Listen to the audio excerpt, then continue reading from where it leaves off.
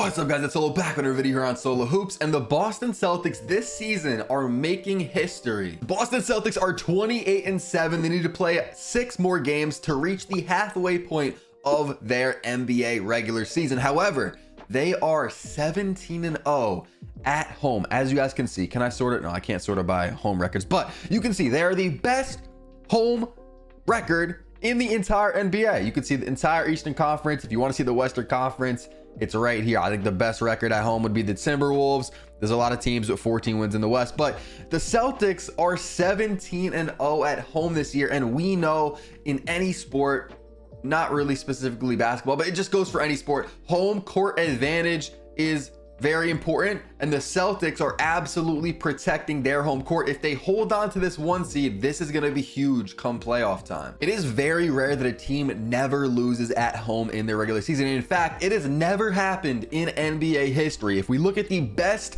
home records in a single season of all time, the Celtics right now are number 1. Obviously, they don't have the biggest sample size compared to some of these other teams like the 2015-16 Spurs, or even the 85-86 Celtics, who, by the way, lost 1 game out of 41 games at home. Some of these teams are older teams. Like these teams are from like the 40s, 50s, where, you know, they didn't play a full 41 games at home. So some of them are going to be a little bit weird. You do see some 39-2 teams in here, like the 2016 Warriors, the 2015 Warriors, the 2009 Cavs, the 97 Bulls, the 96 Bulls, the 95 Magic, the 87 Celtics. And a lot of these teams ended up going on to win it all. If we look at the best teams, the Spurs 2016, we obviously know they won a couple rings, but that year I believe they lost to the Thunder in like the second round, so that is kind of a bad example. But the Celtics in 86 with Larry Bird ended up winning it all. I think they lost like 3 games their entire playoff run. They just dominated. Last season, the Boston Celtics were the number 2 seed in the NBA playoffs, as you guys can see. They made it all the way to the conference finals, which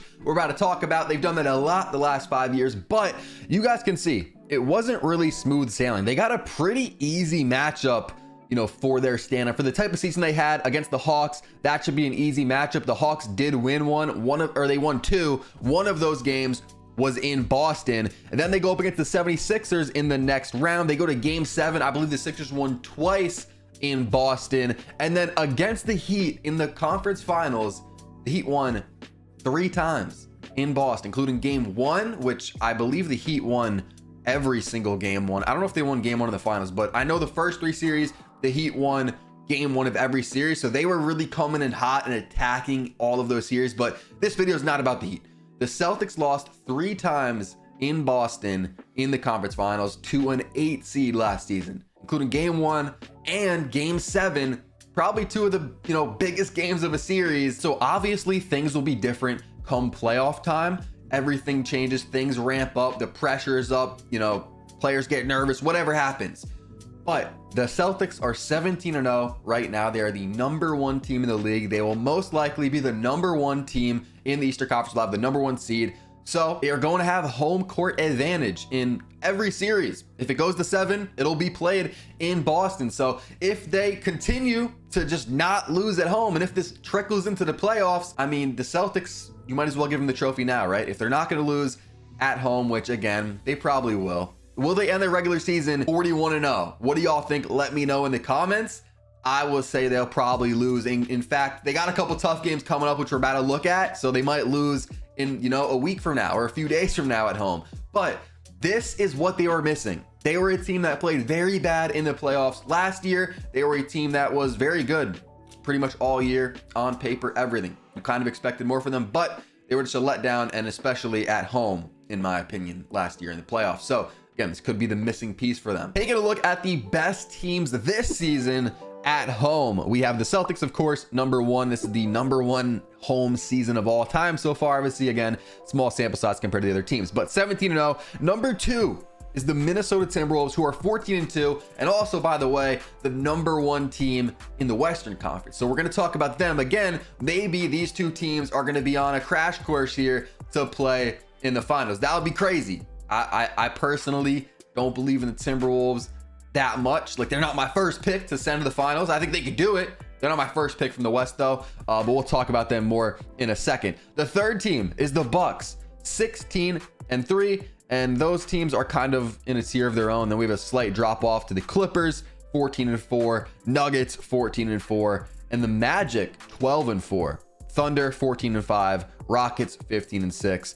And you guys can see the rest of the teams. You can't see the very bad teams because they literally, I'm not going to put it on the screen. It would take up the whole screen. They literally fall off the graph. But the worst team that I can see is 3-12 Wizards. I don't know if they put every team on here. Matter of fact, if I go here, we could probably see the worst team. 2-14 Pistons at home, 2-15 Spurs. So, I mean, the Spurs, wait, hold on. You can't, there you go. 2-15 Spurs. That's the worst team in the NBA at home. They're actually better on the road, surprisingly, but that is really off topic. Taking a look at the Boston Celtics upcoming schedule. Obviously, they're on an absolute tear. They just win a lot. There's very few L's. They lost to the Warriors in overtime. They lost to the Pacers on December 4th and the Thunder on January 2nd. So some pretty good teams there. But as I said, we're looking at the upcoming schedule and they have a road game tomorrow. But on January 10th, the Timberwolves are going into Boston. So this is going to be a pretty big game. Can the Celtics continue to defend that home court? That's going to be a big game. The number one team in the West, number one team in the East. And I'm low-key shocked they don't have like a, you know, it's not going to be on a main channel or whatever. It's not like on ESPN or TNT like this game is. Literally the top two teams. I don't know if they can like flex that or whatever, change the schedule, but that's a big game right there. And then after they go to Milwaukee, they come back to Boston to play the Rockets, who the Rockets have been really bad on the road. So I expect the Celtics to win that, but still the Rockets are a very, you know, solid team. And then we have the Spurs. That's going to be a win in Boston, but then the Nuggets are coming to Boston. So we got the Timberwolves, the Rockets, and the Nuggets all coming to Boston in the span of 9 days. So that's going to be a huge test. If they make it through those three teams, make it through the stretch, including the Spurs, and they're 21-0, that's going to be insane. If we continue to look on, they got some other big games at home. The Clippers are coming, which is another really good team this year. The Pelicans are coming to Boston. The Pacers are coming to Boston. The Lakers are coming to Boston. Maybe the Grizzlies could win. Maybe the Hawks. I don't know. But they got some big games at home coming up. So it's going to be very interesting to see. Let me know in the comments, which of these teams, if any, do you think will be the one to finally beat the Celtics in Boston? I wanted to look back at recent memory and go to last season and see what were the home records last year and how did these teams fare come playoff time. The number one team is the Memphis Grizzlies, 35-6 record at home last year. They had some injuries, so I don't know, kind of a weird way to judge them in the playoffs. They ended up losing to the Lakers, but the number two team is the Nuggets. They were 34-7 at home. The Nuggets obviously went on to win it all. Obviously, if you win a lot in the regular season, your home record is probably also going to be good. So, but yeah, I mean, I think it's an important stat. Warriors 33-8, Bucks 32-9, Celtics 32-9. So they were fifth in the NBA, but come playoff time, they started losing at home. And a team that's very interesting is the Heat. Wait, that's not the Heat. The Heat right here, 27-14. But it didn't really matter for a team like the Heat come playoff time, who was an 8 seed, who every series was only going to play 3 games at home. They never had a series where they'd play 4 because they're literally the lowest seed in the entire thing. But they were going into everyone's arena game 1 and just attacking, and they just kept winning game 1. So that's huge. I mean, that's a different story. I guess being an 8 seed and being a really good road team, the Heat were that last year. There's not much to say when it comes to the Boston Celtics roster. We know who they have, unless you've literally been living under a rock or you just don't watch basketball. It's going to be interesting to see what happens come trade deadline, because there's a lot of teams at the top, you know, say maybe the Nuggets or the Celtics or, you know, the Bucks or the Sixers that, you know, aren't mainly teams that are mentioned come trade talks or whatever for this season. They're already kind of set. They're already a top team. But I feel like one of these teams might make a move. Is it going to be the Celtics? I don't think so. I don't really know what they could do to, you know, or like what they could trade. I don't really know who they'd trade. But if you take a look at this team, the Celtics have some of the best backcourt defenders in the entire NBA. You got Jaylen Brown, you have Derek White, and you have Drew Holiday all on the same team. Like, this is going to be a huge advantage come playoff time. And you could already see it in some of these series where actually against the Thunder the other night, it really didn't work out. Against Shea, he was just scoring on all of them. So I guess there are going to be some outliers. Maybe he's the only outlier, but in a lot of these series or a lot of these games, they can, you know, change it up. If Derek White on the guard on the other team or whoever it is, maybe they're playing Trae Young or whoever. If that's not working, okay, throw Drew Holiday on him. That's not working, throw Jaylen Brown on him. Change up the defense. They have a lot of options with this team. They're the second best team in the league when it comes to defense. You obviously got Tatum, who's solid defense, Porzingis, solid rim protection, and offensively, this team's really good. You got Tatum, you got Brown, Porzingis, Derek White has been insane, and Drew Holiday, he really doesn't have to do much offensively like he did with his other teams, you know, in Milwaukee, in New Orleans. This team, he's really, honestly, the fifth option. I feel like most people thought he'd be the fourth option because, you know, you got Tatum, Brown, and Porzingis, then Drew Holiday, but Derek White is really that fourth option now.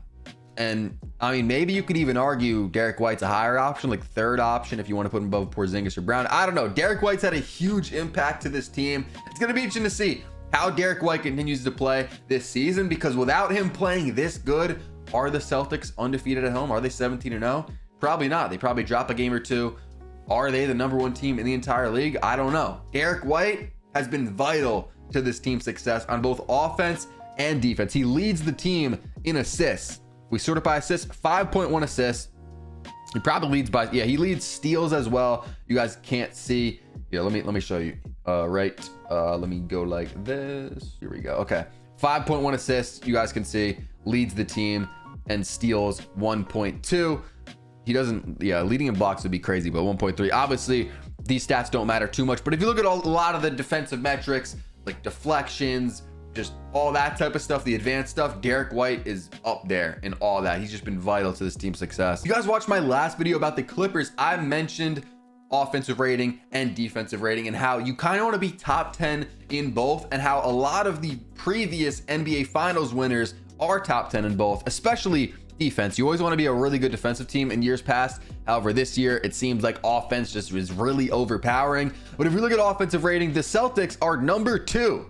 Okay, so they're number 2. So I mean, we already know they're a defensive team. I was gonna say, okay, so a team's number 2, then what are they defensive? It's gonna be hard to be really high.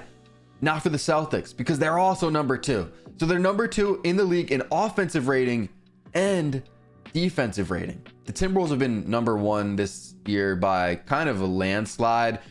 This margin is slowly, you know, lessening. So maybe the Celtics can be number 1 by the end of the year. Pacers have been on a tear offensively, so they're the team that's ahead of the Celtics, but they're number 2 in defense and number 2 in offense. That's huge, and that's a stat that I don't know the exact numbers, but if you were to look up teams that were top 2 in offensive rating and top 2 in defensive rating, how their year finished, I'd assume that a lot of them ended up winning the final. Of course, if we take a look at this graph again, this is this year's home records. The Celtics are 1 with 17-0. The number 2 team is the Timberwolves with a 14-2 home record. Now, as we know and as we can see, the Timberwolves have been holding down this number 1 spot in the West.